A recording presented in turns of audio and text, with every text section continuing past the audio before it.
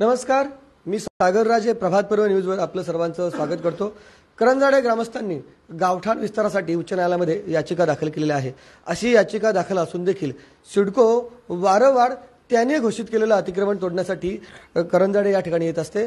जवळपास 4 वेळा त्यांनी असा प्रयत्न केला, परंतु ग्रामस्थांनी मात्र तिथे अतिक्रमण विरोधी कारवाईला त्या ठिकाणी थांबवलेलं आहे।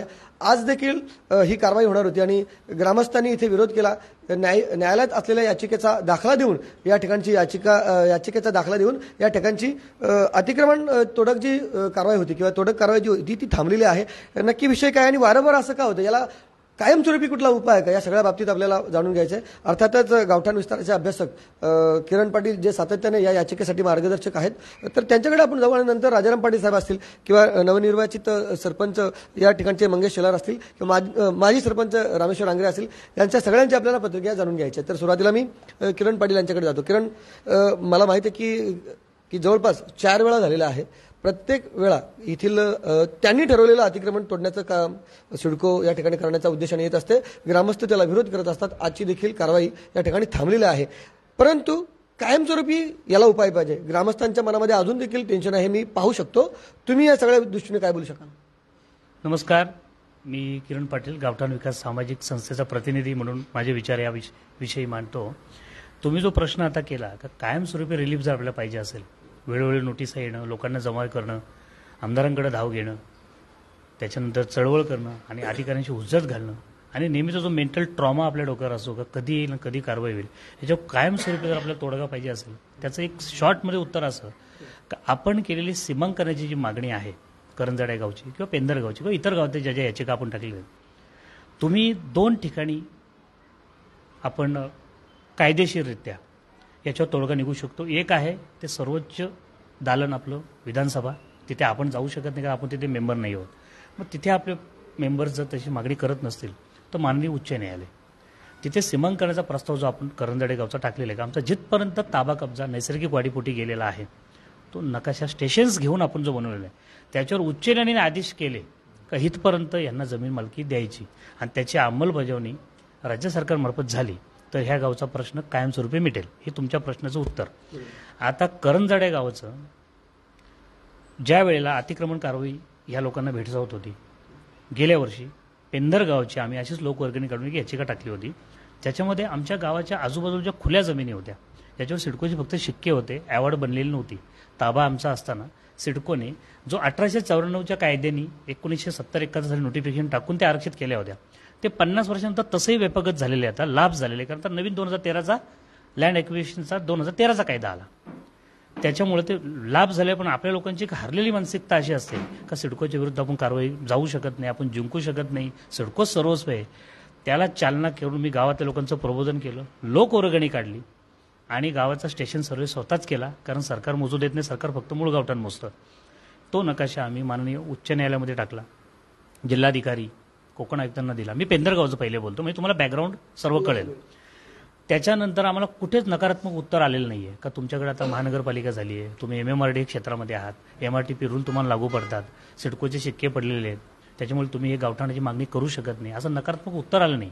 जे मोठे मोठे वल्गना करतात का आपण शहरी भागात आहे, आपला गावठाण विस्तार मागण्याचा अधिकारच नाही आहे, ते फक्त ग्रामपंचायत अधिनियमामध्ये बसते, तर त्यांना एक मोठी चपराक होती। आम्हाला कुठेच नकारात्मक उत्तर आलं नाही, कारवाई महसुली नियमाने चालू झाली। उच्च न्यायालयाने सुद्धा पेंदर गावाचा जोपर्यंत निर्णय होत नाही तोपर्यंत कुठल्याही प्रकारची कारवाई करायची नाही असा आदेश दिलेला, तो आजही आदेश तटस्थ आहे। आमची मागणी एवढीच होती की गावाची आउटर बाउंड्री पहिले तुम्ही डिमार्केट करा, त्याच्यानंतर त्याच्या बाहेरची जमीन तुम्ही संपादन करू शकता। काही लोक आमच्यावर आरोप लावतात का तुम्ही संपादनाविरोध म्हणून याचिका टाकली होती, पण डिमार्केशन करा म्हणजेच गावठाण विस्तार करा, हे त्यांना आजपर्यंत कळालं नाही का त्यांच्या बुद्धी क्षमतेचे ते बाहेर आहे। आता राहिली करंजाडी, ते आमची याचिका बघून करंजाडीचे सरपंच, पोलीस प्रशासन कुणाल लोंढे, कर्णशेठ शेलार आहेत किंवा इतर जे गावातले कार्यकर्ते, त्यांनी आम्हाला कॉन्टॅक्ट केला का तुम्ही आमचंही असं काम करून द्या, तर त्यांना आम्ही पटवून दिलं की ही चळवळ पैशाची होऊ शकत नाही, लोक चळवळ आहे, त्याच्यामध्ये तुमच्या जो करोडो रुपयाचे प्रॉपर्टी वाचत असतील तसं आम्ही वर्गणी काढली तशी तुम्ही वर्गणी काढा, लाखो रुपये याला लागतील, प्रस्ताव देणं, प्रेस घेणं, पेपरला बातम्या लावणं, धावपळ करणं, प्रवास खर्च असतो, ड्राफ्टिंगचा खर्च, वकिलाचा खर्च, हे सगळं करणं, वेळ देणं, याला पैसे लागतात। त्यांना आमच्यावर विश्वास आला, त्यांनी गावात लोक चळवळ केली, वर्गणी काढली, गावाचा स्टेशन्स घेऊन स्केल घेऊन प्रॉपर तांत्रिकदृष्ट्या सर्वे केला। गाव साधारणतः 3-3.5 एकरमध्ये भरलं, मूळ गावठाणचे सरकार दप्तरी आहे, तहसीलदार दप्तरी, आणि त्याच्या बाहेर साधारणतः 11 ते 12 एकरपर्यंत हे गाव वाढले. मग टोटल 15 एकर गाव झालेले आहे. मग सिडको दप्तरी किंवा शासन दरबारी 3.5 एकर गावच अधिकृत होतं, त्याच्या बाहेरचं सगळं सरसकट अनधिकृत. भले ते सिडको स्थापनेच्या आधीची घरं आहेत, एमआयडीसी स्थापनेच्या आधीची असतील किंवा स्वतःच्याच जागेत आहेत ज्याची फक्त शिक्के पडलेत किंवा ॲवॉर्ड चुकीच्या पद्धतीने झालेली होती. कारण ह्या लोकांना गावठाण विस्तारासाठी जागाच सोडली नव्हती सरकारने. मग ह्यांचा विस्तार तर होणार, यांनी काय संन्यास घेतला नव्हता, यांना घरं बांधायची होती. यांनी आपल्या नैसर्गिक वाढीसाठी वेळोवेळी घरं बांधत गेली, गावात तिथपर्यंत पोहोचला होता. तर गावठाण विस्तार मागण्यासाठी खुली जागा ठेवली सरकारने. म्हणून आम्ही अशी संकल्पना मांडली 1966चा जमीन महसूल अधिनियम जो आहे किंवा गावठाण हक्क कायदा, त्या कायद्याने आम्ही जिथपर्यंत पोहोचलोय, एका साईडला 40 मीटर आहे, एका साईडला 100 मीटर आहे, जिथपर्यंत गाव पोहोचलंय, वेगवेगळे आकडा प्रत्येक गावाचा आकार असू शकतो, मांडणी केली. माननीय उच्च न्यायालयाने आमची सुनावणी ऐकून घेतली आणि हे उत्तर मी जनतेला देतो, करंजडा ग्रामस्थांना देतो की त्यांना उत्तर देण्यासाठी मी बांधील. कोणी वैयक्तिक टीका करत असेल का तुम्ही केस हरलात, त्यांना उत्तर आम्ही बांधील नाही आहोत. त्यांनी आमच्याकडे यावं, बसावं, त्यांच्या लिडरशिपमध्ये पण आम्ही काम करायला तयार आहोत. पण त्यांनी अशा वल्गना करून आमचा अपप्रचार करू नये, ही चळवळ खूप मोठी आता पुढे जाणार आहे. या याचिकेचा अर्थ त्यांना कधीच कळणार नाही. याच्यामध्ये क्लिअर कट असं लिहिलेलं आहे का हा महसुली विषय असल्या कारणाने हायकोर्ट याच्यावर भाष्य करू शकत नाही. हायकोर्टाने कोकण आयुक्त, जिल्हाधिकारी जे तत्सम प्राधिकरण आहे महसूलचं, सीमांकन हा विषय महसुलाचा विषय, सिडकोचा विषय नाही आहे. त्यांनी त्यांना आदेश दिले का 8 हप्त्याच्या आतमध्ये तुम्ही एक सुनावणी घ्यायची या सीमांकन प्रश्नावर आणि त्याचा अहवाल उच्च न्यायालयाला साबित करायचा, म्हणजे सबमिट करायचा. किती आठवडे झाले आता साधारणतः 6 आठवडे झाले. सरकारी काम असं मे बी तिथे दिरंगाई होऊ शकते, पण आपल्याला ते अभय मिळेल. जोपर्यंत सुनावणी होऊन आपले फेटाळत नाही तोपर्यंत आपल्याला अभय आहे. आपले जर तिथं कोकण आयुक्ताच्या सुनावणीला किंवा जिल्हाधिकारी सुनावणीला आपलं निराकरण झालं नाही ग्रामस्थांचं, तर आपण परत हायकोर्टमध्ये त्याला जाब विचारू शकतो का आमचं तिथं झालं नाही, तुम्हीच द्या निर्णय. पण जर आपल्या बाजून निकाल लागतो इथं, तर सिडकोला हायकोर्टमध्ये दाद मागता येणार, त्यांना सुप्रीम कोर्टात जायला लागेल. त्याच्यामुळे आपण सेफ झालो इथं आणि त्याच्यामुळे ती केस तहकूब करून ठेवलेली आहे. कारण कोकण आयुक्तांकडे वर्ग केली. कोकण आयुक्त म्हणजे हायकोर्ट लेवलचाच मॅजिस्ट्रेट झाला तो, बरोबर आहे. मग ही लोक जी वर्गाने अपप्रचार करतात की ह्याच्याने काही शक्य नाही, थोडं कारवाई तर होणारच आहे, त्यांना चपराकाच्या ग्रामस्थांच्या एकीने दिलेली आहे. त्याच्यानंतर आमच्या न्यायालयीन जी प्रक्रिया आम्ही केली, आम्ही नोटीस आलो स्वस्त बसलो नाही. लगेच मला फोन आला की नोटीस आलेली आहे. आम्ही एक पत्र ड्राफ्ट केला माननीय DCP साहेबांना, पोलीस प्रशासनाचे म्हणजे त्यांना संरक्षण देतात.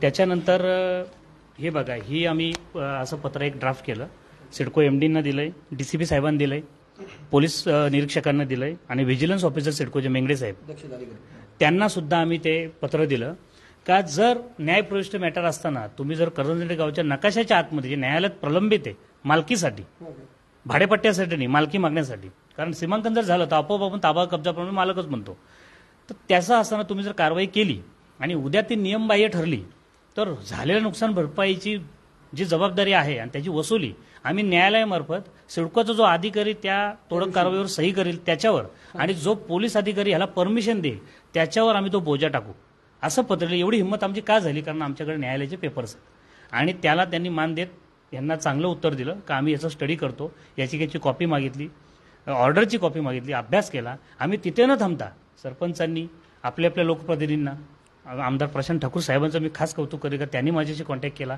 आणि त्यांनी आमचं पत्र वरती पाठवलं, मेंगडे साहेबांना, सिडकोच्या MDना पाठवलं आणि त्यांनी मध्यस्थी केली. कारण त्यांच्याकडे पण काहीतरी न्यायिक बाजू होती.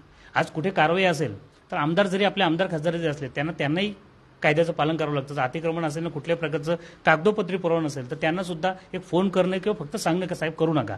पण त्यांच्याकडे आज कायद्याचे पेपर होते, ते स्ट्रॉंगली बोलू शकले काही ते कोर्टाची अवहेलना होऊ शकते आणि त्यांना तो विषय कळलेला आहे. म्हणून आमदार साहेबांचं पण मी हार्दिक अभिनंदन करतो. आणि आजची जी कारवाई थांबली आहे, आता परत नोटीस जर आपल्याला नाही पाहिजे असेल आणि हे गाव जर परत मालकी मिळवायची असेल तर गावातल्या लोकांनी परत एक संघ होऊन कोकण आयुक्तांकडे प्रचारण करून लवकरात लवकर सुनावणी घ्यावी लागेल आणि ती आपलं केस जिंकावी लागेल. एवढं मी आता सांगतो. बरं, नवनिर्वाचित सरपंच मंगेश शेलार या ठिकाणी आहेत. मी 2 मिनिटच फक्त त्यांचं मंगेश शेलार 2 मिनिटं फक्त मी त्यांच्याशी बोलत. शेलारजी, ही कारवाई थांबली, आनंद आहे परंतु तरी देखील टेन्शन आहे.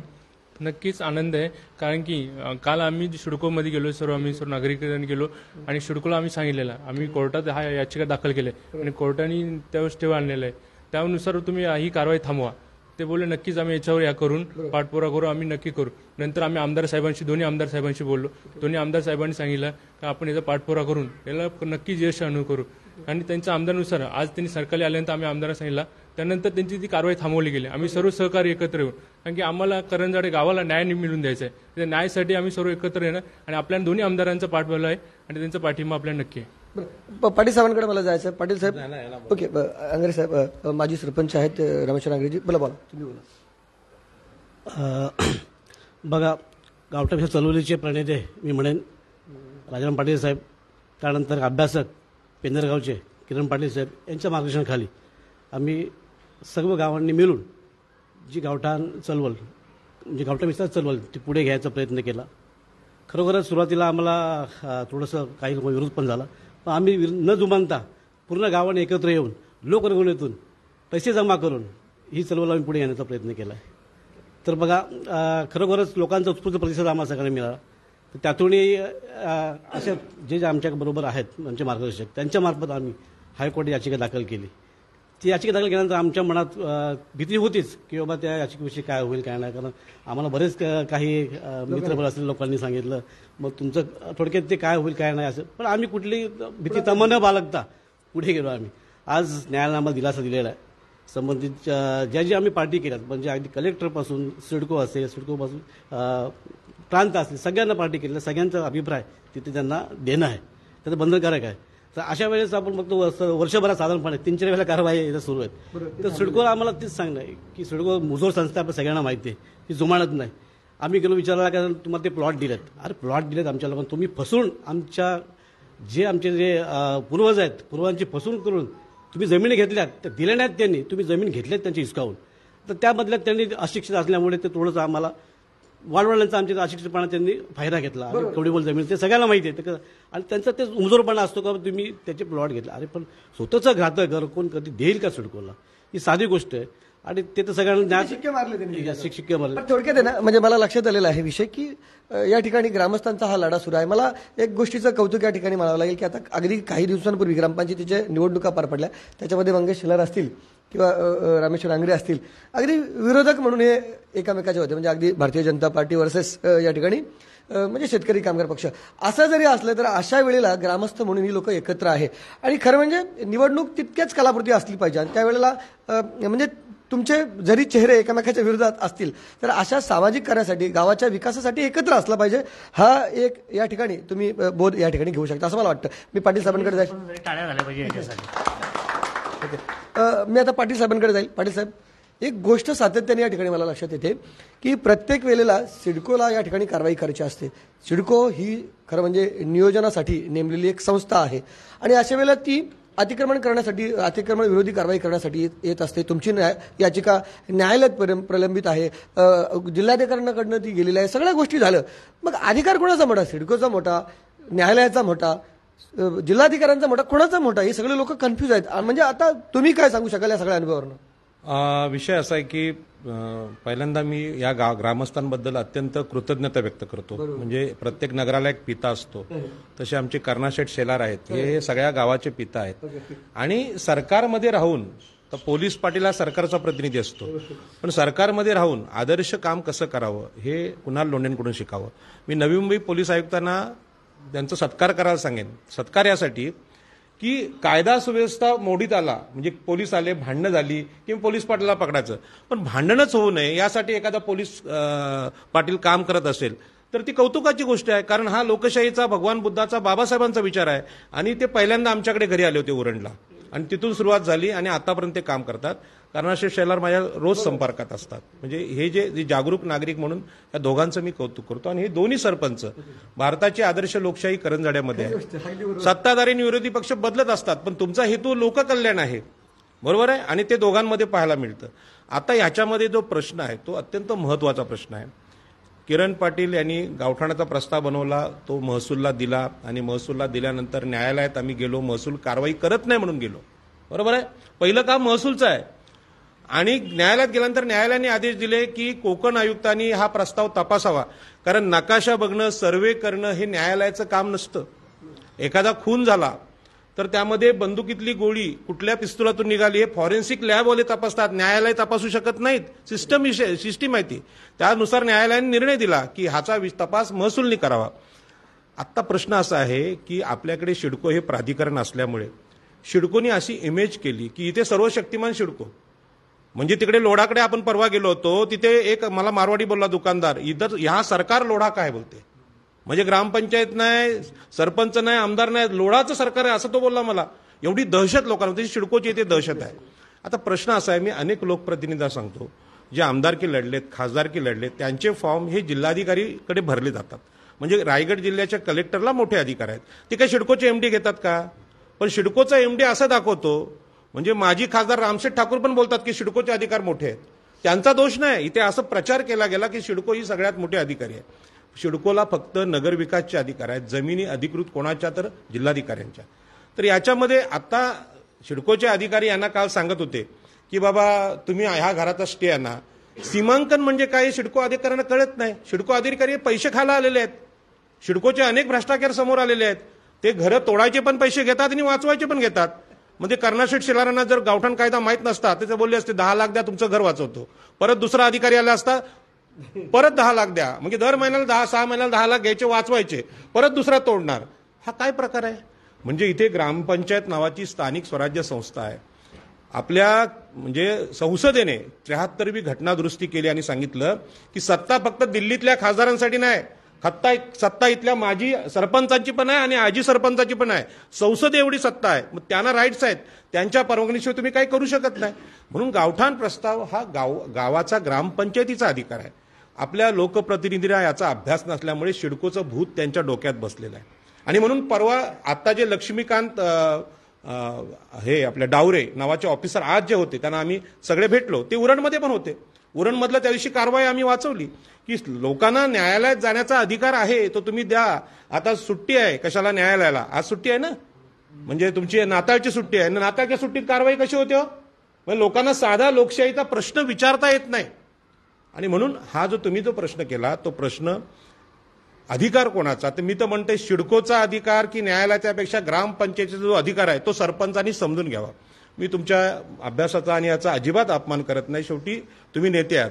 पण असं नाही की अभ्यास न करता बोललं तर उलटं उत्तर येतं.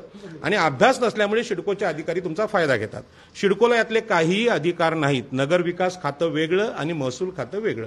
त्यामुळे इथले जे कोकण आयुक्त आहेत, कोकण आयुक्तांनी आम्हाला फोन केला पाहिजे सिडको ऑफिसरला असं यांना सांगतात. म्हणजे ही मगरुरी सिडको अधिकाऱ्यांची किती आहे? म्हणजे तुम्ही किती मूर्ख बनवताय लोकांना. अरे कोकण आयुक्त किती मोठे आहेत. स्टे नाही हा त्यांचा सातत्याने स्टे नाही. म्हणजे मला काय बोलायचं, एक मिनिट, मला ह्या ठिकाणी ना ग्रामस्थांना भीती कशामुळे आहे? प्रत्येक वेळा ते कारवाईला येतात आणि कारवाईला आल्यानंतर बाबा इथे स्टे म्हणजे स्थगिती असा शब्द कुठे आहे तो दिसत नाही, म्हणून आम्ही इथे थोडं कारवाई करणार असाच धमकी ठिकाणी दिली जातं. आणि त्याला काय मी रामायणातला उल्लेख करतो की सीता पर्णकुटीत असताना कोणीतरी बाहेरचा माणूस येईल आणि तिकडे हरिण येतो आणि हरिण आल्यानंतर सीता सांगते की मला ती काय स्वर्णमुख पाहिजे, म्हणजे तिला ते कपडे घालायचे असतात, मी नाव सांगत नाही. तर त्यासाठी तुम्ही तिकडे त्याला मारायला जा. त्यावेळी मारीच तो आहे तो खोटे आवाज काढतो की मला वाचवा, मला वाचवा. मग सीता म्हणते की बाबा रामावर संकट आलंय तर तिकडे लक्ष्मणा तू जात का नाही भाऊ असून. तेव्हा लक्ष्मण एक सीमारेषा, लक्ष्मण रेषा त्याला म्हणतात, ती आखतो की याच्या बाहेर वहिनी तुम्ही जाऊ नका. तसं सीमांकन म्हणजे लक्ष्मण रेषा आहे, गावाच्या बाहेर मारलेली लक्ष्मण रेषा आहे की याच्यामध्ये सिडकोनी यायचं नाही. हा भाग गावकऱ्यांचा. प्रश्न काय, सिडकोच्या अधिकाऱ्यांना ओपन चॅलेंज आहे, त्यांनी ग्रामपंचायतमध्ये यावं, एमडीनी पण, आणि जे कोणी अधिकारी आहेत त्यांना सीमांकनाचा अर्थ मी सांगतो. अरे सीमांकन म्हणजे गावाची आउटर बाउंड्री आहे, हे आमचं गावाची जमीन मालकीची जमीन आहे. हीच गोष्ट नवी मुंबईतल्या संघटनांना समजत नाही. अरे सीमांकन कशासाठी केलंय? तो मालकी हक्काचा दावा आहे. आम्ही घरं मागते, भाडे करार नाही. आज गणेश नाईक पण चुकलेत. अरे 15% भाड्याने द्या. अरे आम्ही मालक असताना भाड्याने कशाने घेऊ? थोडक्यात तो विषय परत एकदा समजून सांगा. 15% भाड्याने म्हणजे ती घरं अधिकृत करायचा विषय. ऐका बघा की मागच्या वेळी काही लोकप्रतिनिधी आणि सामाजिक संघटना महाविकास आघाडी सरकारकडे गेले आणि तिथे तो आदेश निघाला भाडे कराराचा. अरे जे हजारो वर्ष हे आंग्रे विंगरे लोक, शेलार लोक राहतात इथे राहतात, ते भाडे करू कसे काय? आणि पैसे देऊन आम्ही भाडे करून घ्यायचं. आता भाडे करू म्हणजे तुम्हाला कधीही सिडको पुन्हा तोडू शकते, कारण तो सिडकोचा अधिकार राहणार. मग आमच्या लोकप्रतिनिधी जिथे गेले होते त्या GR मध्ये त्यांची नावं आहेत आणि मी ओपन नावं सांगत नाहीत, सगळ्यांना माहिती आहेत. तुम्ही मान्य का केलात भाडे करार? आज गणेश नाईकांनी विधानसभेत जे स्टेटमेंट केलं की 30% भाडं तर 15% करा. अरे पण भाड्यानेच ना, मग तुम्ही कोणाचे प्रतिनिधी आहात? इथल्या आमच्या लोकांच्या आहेत की दलालांचे आहेत? सिडको ही दलाल आहे, सिडको मालक नाही जमिनीची, कलेक्टर मालक आहे. तुम्हाला इथे क्लस्टर राबवायचा आहे, SRA राबवायचा आहे म्हणून तुम्ही भाडे करार करता का? तुम्हाला कमिशन मिळणार आहे? ओपन कळू द्या ना लोकांना सगळ्यांना. इथला झोपडीतली विधवा जी आहे ना, जिचं कोण नातेवाईक नाही, तिचे आम्ही भाऊ आहोत, मुलं आहोत, तिला अधिकृत झोपडी झाली पाहिजे, हा या आंदोलनाचा हेतू आहे. हे श्रीमंतांचा विषय नाहीये. पण हे गावकऱ्यांना सांगायसाठी मी माजी सरपंच आणि आजी सरपंचांना सांगतो, जाहीर सभा लावा साहेब, गावामध्ये जाहीर सभा लावा. तुमचं काम आहे लोकांना समजलं पाहिजे. आमचे लोकप्रतिनिधी चुकतात का? त्यांना जमीन मालकीचं महत्व कळत नाही. म्हणजे ती कविता होती तुकडोजी महाराजांची, सौख्य लाभे या झोपडीत माझ्या झोपडीमध्ये मी सुखी आहे. तुमचे महाल असतील हो, बंगले असतील, पण गरीबाला जी झोपडी आहे ती मालकीने द्या, भाड्याने नको. आणि मुंबईतल्या झोपडपट्ट्यांना तुम्ही मालकी दिली आणि आज आमची घर आहे त्यांना मालकी देत नाही. म्हणून भाडे करार आम्हाला मान्य नाही. जे कोणी भाडे कराराचे समर्थक आहेत त्यांचा मी जाहीर निषेध करतो. या प्रसंगामध्ये कालचा जो प्रसंग आहे तो मी तुम्हाला सांगतो की लोकप्रतिनिधींनी किती अभ्यास केला पाहिजे. काल गणेश नाईकांनी असं शब्द वापरलं, म्हणजे मी हे जाहीर का बोलतो कारण प्रभात पर्ववर मी आदरणीय रामशेठ ठाकूर आणि गणेश नाईक यांच्यावर टीका केली होती, सरळ टीका केली होती. तुम्हाला जर गावठाण विस्तार कळत नसेल तर तुम्ही नेते कसे? ही टीका प्रेमापोटी केली होती की तुम्ही वडीलधारी आहात, जसे शेठ आहेत, समजून घ्या. त्याचा परिणाम चांगला झाला. म्हणजे ह्या प्रसंगामध्ये प्रशांत ठाकूर म्हणजे रामशेठ ठाकूर यांचे चिरंजीव आमदार म्हणून यांनी भूमिका घेतली आज गावठाणाच्या बाजूनी. जाहीर नसेल घेतली पण त्यांनी फोन केलेत. मी त्यांचा आदर करतो आणि त्यांचं कौतुक करतो. एकदा टाळ्या वाजवा त्यांच्यासाठी. दुसरी गोष्ट, गणेश नाईकांनी जी रिॲक्शन दिली विधानसभेत अतिशय चांगली दिली. त्याने असं म्हटलं की आमचे जे ग्रामपंचायतीचे अधिकार आहेत, ग्रामपंचायत म्हणजे इथे ग्रामपंचायत नवी मुंबईत महानगरपालिकेने सांगितलं हा भूखंड मैदानासाठी राखून ठेवा. तो लोकांसाठी सांगितलं ना. ठीक आहे, गणेश नाईकांच्या स्वतःच्या मुलाच्या नातवाच्या लग्नासाठी नाही आहे, त्यांनी समाजासाठी मांडलं. आणि ते भूखंड जर सिडको परस्पर विकत असेल तर इथल्या ग्रामपंचायतीचा, इथल्या महानगरपालिकेच्या लोकप्रतिनिधीचा तो अपमान आहे हे त्यांनी सांगितलं. आणि जर तुम्ही आमचं ऐकत नसाल तर महानगरपालिका रद्द करा असं स्टेटमेंट केलं. ते जे स्टेटमेंट आहे ती उद्विग्नता आहे इथल्या आगरी, कोळी, मराठा, भंडारी सगळ्या समाजाची. कारण सिडको अधिकारी इथल्या सरपंचांचं ऐकायलाच तयार नाही. आणि गणेश नाईकांसारख्या वयोवृद्ध माणसांचा विधानसभेत असून सुद्धा अपमान होतो. असा 1 मिनिट फोन बंद करा. अहो फोन बंद करा ना दादा. गणेश नाईकांचा अपमान आताच नाही झालाय. दिबा पाटलांनी जेव्हा आमच्यासाठी आंदोलन केलं तेव्हा वसंतदादांनी गोळ्या घातल्या मुख्यमंत्र्यांनी त्याच्यावर. अरे तो शेतकऱ्यांचा नेता आहे, तू पण शेतकऱ्यांचा नेता आहे ना, मग गोळ्या का घालतो? तसं गणेश नाईकांचा अपमान ते उदय सामंत आहेत रायगड जिल्ह्याचे पालकमंत्री, त्यांनी काल केला. त्याचं उत्तर मी देतो. आणि आमच्या सगळ्या लोकप्रतिनिधींचं इथल्या रायगडच्या मी समर्थन करतो, ठाण्याच्या. त्यांनी काय उत्तर दिलं? गणेश नाईकांनी सांगितलं की सिडकोला एवढे अधिकार नाहीत की निवडून आलेल्या लोकप्रतिनिधींचा ते अपमान करू शकतं. कारण आपली जी संविधानाची रचना आहे सरकारची त्यामध्ये लोकसभेचे आणि राज्यसभेचे आणि ग्रामपंचायतीचे निवडून आलेले सदस्य आहेत त्यांना कायदा करण्याचा अधिकार आहे. काय कायदा करण्याचा? तो कायदा जर संविधान विरोधी असेल तर त्याचा अर्थ लावण्याचं काम न्यायालयाचं आहे. न्यायाधीश स्वतंत्र कायदे करू शकत नाहीत, कायदे ही संसद करू शकते. मग गणेश नाईक हे कोण आहेत? संसदे म्हणजे विधानसभेत निवडून आलेले लोकप्रतिनिधी, त्यांचा अधिकार मोठा आहे. त्यांना उदय सामंत सांगतात की सिडकोचा भूखंड विकण्याचा अधिकार बरोबर आहे आणि तो न्यायालयाचा निर्णय आहे. या उदय सामंत हा ब्राह्मण माणूस आहे आणि त्यांनी गणेश नाईकांचा या आग्र्याचा अपमान केलेला आहे. हा अपमान गणेश नाईकांना समजत नसेल, मला समजतो. मी त्याचा जाहीर निषेध करतो. महापालिकांना जर अधिकार नसतील तर महापालिका रद्द करा, सिडकोने चालवा सगळा कारभार. आम्ही काय मूर्ख आहोत का? हे जे आहे ते इथल्या खासदारांना कळत नाही. आता इथला खासदार आहे त्यांनी संसदेत बोललं पाहिजे ना श्रीरंग बारणेने.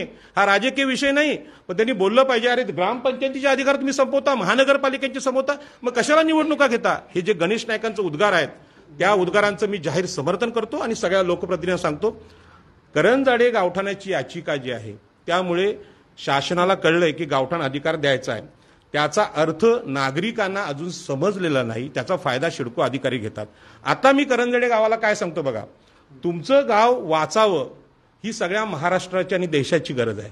मग तुम्ही सरपंच, आता नवीन सरपंच हे जुने सरपंच, दोघांचं काम काय? महाराष्ट्रात तुमचं नंबर 1 नाव आहे. तुमचं गाव तुटलं तर सगळे गावं तुटणार आहेत. मग तुमचं गाव वाचवण्यासाठी फक्त तुमच्या गावालाच तुम्ही भिंत किंवा लक्ष्मण रेषा आखून चालणार नाही. आजूबाजूच्या 10 गावामध्ये सभा लावणं तुमचं काय?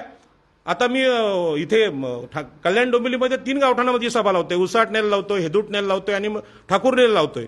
मग तिथे रोज जायला लागतं मला पैसे कोणी द्यायचे? किरण पाटलांना कोणी द्यायचं? सागरला कोणी द्यायचं? ही जबाबदारी गावाची आहे. आणि म्हणून माझी विनंती आहे करंजाडे ग्रामस्थांना, तुम्ही संपूर्ण महाराष्ट्राचं नेतृत्व करताय आणि ज्यांना इथे भाडेपट्टा आणायचा आहे आणि ही घरं तोडायची आहेत, अशी पण लोक खूप मोठी आहेत. आणि ती लोक किरण पाटलांना टीका करतात. किरण पाटील हा बोगस नेता आहे, त्याची याचिका हरली. कशी याचिका हरली? तुम्हाला काय येतं? ठीक आहे, याचिका हरत जर असेल, तुम्ही लोकांच्या हितासाठी काम करता की गावठाणाच्या विरोधी करता हे पण सांगा ना एकदा. तुम्ही गावठाणाच्या विरोधी करत असाल तर दिबा पाटलांचं नाव घेण्याचा तुम्हाला अधिकार नाही, हे मी सांगतो. कारण दिबा पाटील म्हणजे कृत्रिम माणूस नाही, ईश्वर नाही. तो जागता, अजून ते मृत झालेले असले तरी आमच्यामध्ये जिवंत आहेत ते. कारण त्यांनी 5 हुतात्मे दिलेत, रक्त सांडलंय. मग त्या दिबा पाटलांचा विचार तुम्ही जगा. नुसता महोत्सव केला दिबा पाटलांच्या नावाने ते ढोंग आहे, हे आम्हाला मान्य नाही. तुम्ही इथे मैदानात लढायला आलं पाहिजे. करंजाड्याच्या आजी सरपंचांनी माजी सरपंचाच्या पाठीमागं संपूर्ण महाराष्ट्राने उभं राहिलं पाहिजे. ही छोटी गोष्ट नाही. याला साहेब 2-3 लाखाचं काम नाही, तुम्हाला लाखो रुपये लागतील. एक फ्लॅट जर 60 लाखाचा असेल आणि तुमची अपेक्षा आहे 6 पैशात तो 60 लाखाचा फ्लॅट वाचला पाहिजे. जगात कुठलंच न्यायालय, कुठलीच लोकशाही हे वाचवू शकत नाही आणि ईश्वर तर वाचवू शकत नाही. तुम्हाला हिशोब काढला पाहिजे. 60 लाखाचं एक घर आहे तर इथे 6,000 घर आहेत. मग तुम्हाला पैसे किती लागतील? पैसे कुठे लागतात ते आम्ही सांगतो. आमचे जर कपडे, म्हणजे आम्ही करोडपती असतो तर कपडे समजले असते किती रुपयाचे कपडे. 3 वर्ष हे घालतोय मी, 3 वर्ष लोकसभेपासून. सांगतो तुम्हाला काय झालंय, पैसे कशाला लागतात. आमच्या उरणमध्ये विरोध झाला, रामचंद्र म्हात्रेंनी विरोध केला, तिकडे सुधाकर पटेल आले, संतोष पवार आले. कशाला विरोध करता तुम्ही? राजाराम पाटलाचं तुमचं काय वैर आहे का? तुमचं वैर एकच आहे, ते गावठाण चळवळ नेऊ नका तुम्ही. मग तुम्ही कोणाचे आहात? शिडकोचे आहात? तुम्ही भाडेकरारवाले आहात? हे पण सांगा ना. आमचं व्यक्तिगत वैर कोणाशी नाही. किरण पाटलाचं कोणाशी वैर आहे? इंग्लंडमध्ये शिकलेला माणूस नोकरी करायला इथे आला भारतात आणि ग्रामपंचायतीवर काम करायला लागला, तो कोणाचा शत्रू नाही. मी आज समाजालाही सांगतोय, आगरी कोळी भंडारी इथल्या सगळ्या मराठा समाजाला, की आपण आत्तापर्यंत गावामध्ये सत्यनारायण पूजा पाहिजे, शिर्डीला जायचं आहे, एकविरेला जायचं आहे, 31 उद्या आहे, उद्या धुरकाम म्हणजे दारूकाम होईल, झोपतील सगळे. आणि आज शिडकोवाले आले तोडायला. त्यांना माहित होतं की हे सरपंच सुद्धा कुठेतरी लोणावळ्याला पिकनिकला गेले असतील. पण त्या कर्णाशेठ शेलारनी मगाशी गाडीमध्ये सांगितलं 31 आणि 1 तारीख सरपंच साहेब कोणाला देऊ नका. का सांगितलं? कारण सत्ता कशी असते, सत्याला सरपंचाला पार्टी देणारे 1000 लोक आहेत, बरोबर आहे. घरावर कारवाई होऊ शकते, तुम्ही कुठे जाऊ नका. त्यांनी सांगितलं. वडील आहेत, कारण त्यांनी पावसाळी तरुणाई त्यांनी बघितलेलं आहे. त्यांनी तरुणाईत ज्या चुका केल्या ते त्यांना माहित आहेत. आता ह्या मुलांनी करू नये हे त्यांना माहित आहेत. आणि म्हणून सगळ्या लोकांना माझं सांगणं आहे की घरं वाचवणं म्हणजे आपलं जीवन वाचवणं. जीवन हे जमिनीवरच आहे, स्वर्गात नाही. स्वर्गात घरबीर काय सगळं ढोंग आहे. सगळं ज्या पुरोहितांनी भटा ब्राह्मणांनी जे बनवलं स्वर्गामध्ये सुख आहे हे ढोंग होतं. त्यांचा धंदा त्यांनी केला, दक्षिणा घेतल्या. स्वर्ग कुठे आहे? विमानातून आम्ही प्रवास केला, स्वर्ग कुठेच नाही. स्वर्ग ह्या ग्रामपंचायतमध्ये, स्वर्ग ह्या करंजाडे गावात आहे. ती घरं वाचवा, त्या महिलांचं घर वाचवा, हीच नीती आहे. आणि यासाठी फुकट होणार नाही, पैसे द्यावे लागतील. आम्ही प्रामाणिक लोक आहोत. मी मगाशी पण बोललो त्यांना, लोंढेंना पण बोलतो त्यांना, पैसे जर प्रवासाचे भेटले नाही तर अजिबात येणार नाही आम्ही. तुमचं घर तुटलं तरी झालं, कारण का आम्हाला काय गरज पडली, आम्ही आमच्या घरी सुखी आहोत. पण तुम्हाला तुमचं महत्व कळत नाही म्हणून स्पष्ट बोलावं लागतं. आतापर्यंत सगळे आगरी समाजातले लोक शेठ झाली. किरण पाटील पण शेठ होण्याच्या मार्गावर होते. शेठ डिक्लेअर नका करू, वर्गणी मागा. वर्गणी ही महावीरांनी मागितली, वर्गणी ही बुद्धांनी मागितली, वर्गणी बाबासाहेब आंबेडकरांनी मागितली, वर्गणी दिबा पाटलांनी मागितली, कर्मवीर भाऊराव पाटलांनी मागितली, वर्गणी ही महात्मा फुल्यांनी मागितली. त्याला भीक मागणं बोलत नाही आपण, काय त्यात गरीब होत नाही. अरे सांगा ना, प्रवासाचे पैसे द्या, आमचं घरी जेवायला आमच्याकडे सगळं आहे. पण हे वर्गणी न मागितल्यामुळे गावामध्ये गावठाण विस्ताराचा प्रस्ताव बनत नाही. सरपंच लादायचे, साहेब पैसे नका बोलू.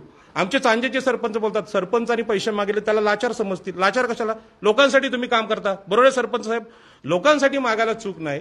आज मी सगळ्या मोठ्या नेत्यांना, आमदारांना ओपनली सांगतो की तुम्ही करंजाडेमध्ये या, प्रस्ताव बघा आणि हा प्रस्ताव विधानसभेत मांडा.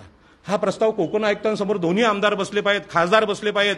यांचं कोर्टात सुनावणी आहे, तसं कोकण आयुक्तांनी ही पाहणी करावी आणि ह्यांच्या बाजूने निर्णय द्यावा.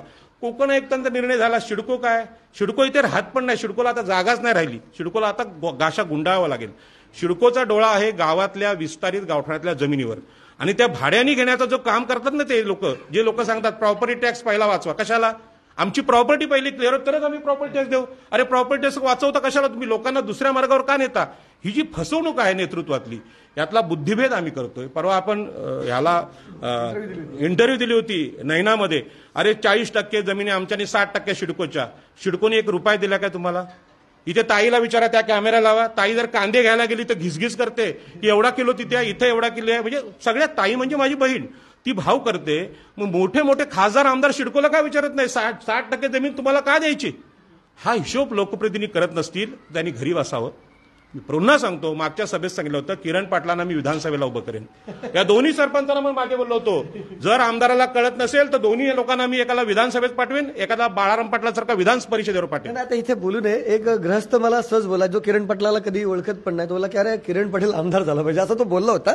तो भाग वेगळा. आमदार का झाला पाहिजे? जेव्हा घरं वाचवताना जो येतो तो नेता.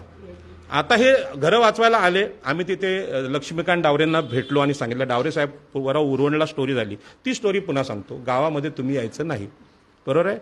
हे विस्तारित गावठाण. मला कळलं. मला सांगायचं एकच की कुठल्याही तरुणांनी स्वतःला कमी समजू नये. ग्रामपंचायत, विधानसभा, लोकसभा सगळ्यांनी लढली पाहिजे. 35 रुपये अकाउंटला असताना मी लोकसभा लढू शकतो. किती? 35 रुपये. लोक घरी पैसे घेऊन होतात, सज्जन लोक. पाटील साहेब इलेक्शनला पैसे घ्या, मला आणलेले आहेत लोकांनी.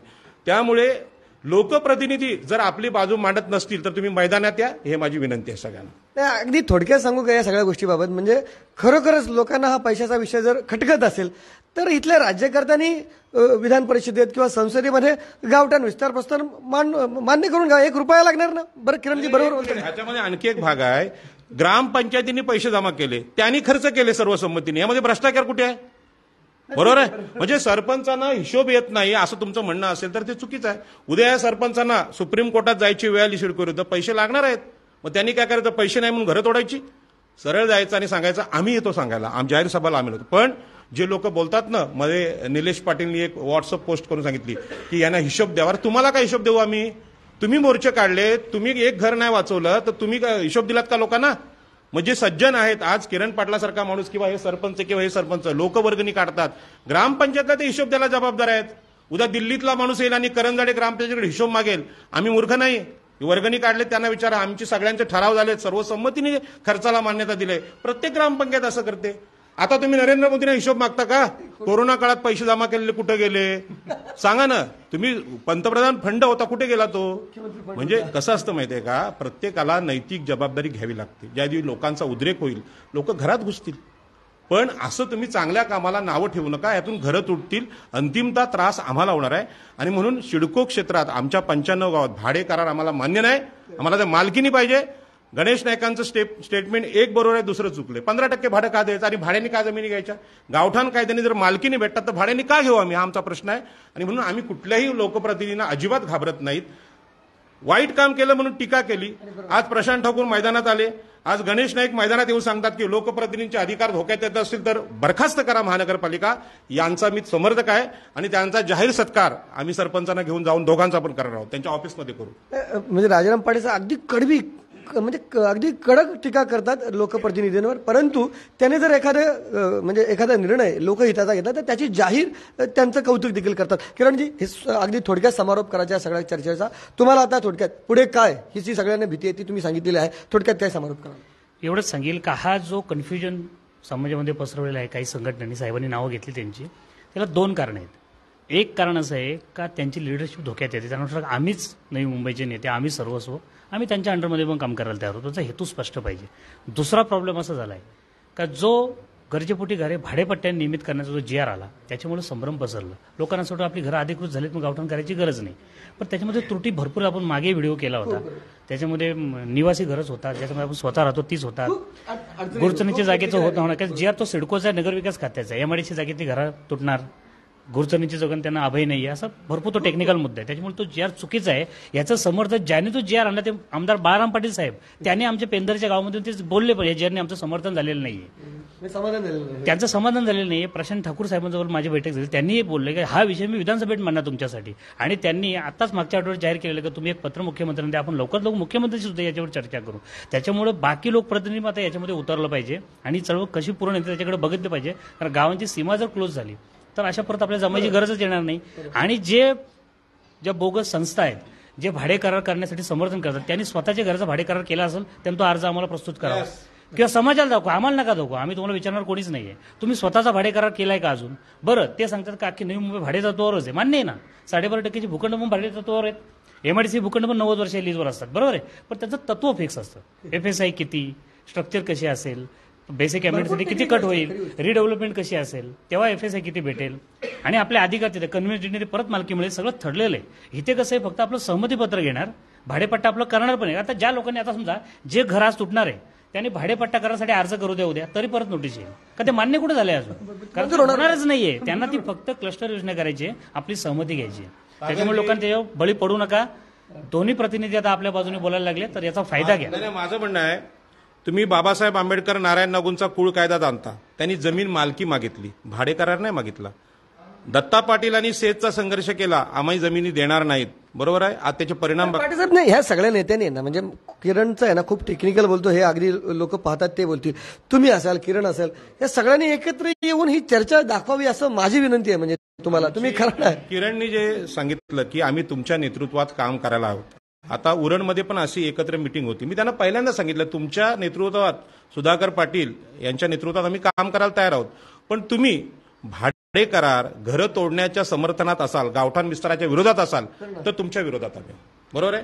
प्रश्न काय होतो, वडीलधाऱ्यांचा मान राखायचा संस्कार माझ्या घरातून आहे. माझ्या आई वडिलांना आत्ता गेलो तरी मी नमस्कारच करतो, बरोबर आहे.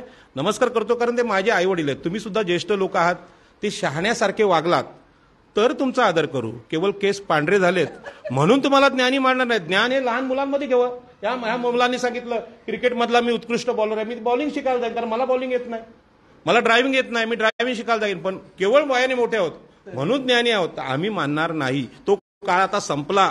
आणि म्हणून छोटे छोटे लोक सरपंच होतात. हे सरपंच झाले का? शहाणे आहेत, ते हुशार आहेत, त्यांना लोकांच्या मनातला विचार कळतो.